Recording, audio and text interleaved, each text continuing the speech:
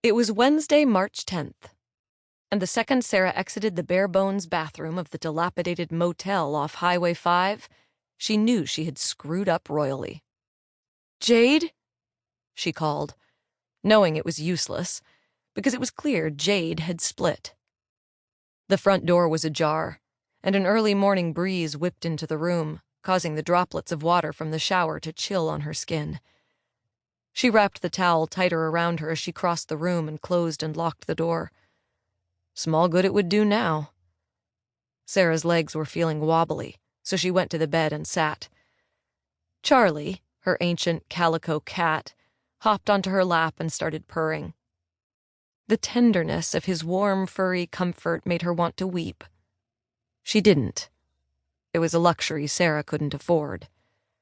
She needed to take stock, regroup, and figure out what to do next. Thank God she had brought her purse into the bathroom with her. Otherwise, her car out front would probably be gone too. The room had been tossed. The thin mattress of the bed had been pushed off the box spring, and the yellow manila envelope that contained Sarah's stash of cash was gone. How did Jade know where it was?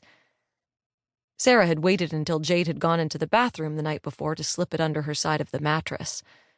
She figured it would be safer underneath her while she slept than in her purse. The girl must have cracked the bathroom door open and watched, laughing to herself. Sarah exhaled, shook her head. She should have known better. Strange how one small random act of kindness could produce such a lousy outcome. As Sarah sat there, her hand on Charlie's vibrating body, her mind was flooded with if-onlys. If only she hadn't gotten off that exit ramp to grab a bite at that coffee shop just outside of Portland, Oregon.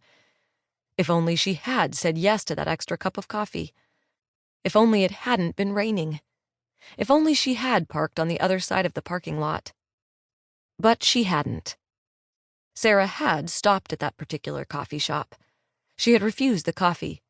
It had been raining when she had exited the coffee shop, her head tucked into her jacket collar in a feeble attempt to ward off the torrents of rain thundering down. And as she turned left toward her car, she saw in the shadows, out of the corner of her eye, a desperate young woman tugging on the arm of a burly trucker. "Please, mister, want to give me a ride?" The man was leering down at her, and Sarah could tell he had nothing but smut on his mind. Sarah had told herself, "Keep walking, not your problem." But as Sarah passed, she noticed how young the girl was. Too young to be at a truck stop by herself in the pouring rain, talking to strange men. Couldn't be more than 15, 16 max. Why was she on the road? What was she running from? That was her misstep. She had seen the ghost of herself, rather than the young woman for who she was. Sarah's first instinct was correct. Jade was trouble. Sarah should have kept walking. But instead, the girl ended up riding shotgun, filling the interior of Sarah's car with the smell of unwashed body, malodorous BO, and Wrigley's spearmint gum. And Sarah found herself headed to Santa Monica, California, because Jade had said her folks lived there. "No good deed," Sarah murmured to herself. "You're such a patsy." She closed her eyes for a moment, gathering herself. Then she opened her purse, took out her wallet, and rifled through the contents. Great. She had to shut her eyes again, exhaling slowly. Once she'd dropped Jade off, Sarah had planned to head back toward Northern California to find another sleepy town off the beaten track that she could disappear into. That was no longer an option. She was in LA, and that's where she would have to stay, with only half a tank of gas, a cat, and $136 to her name.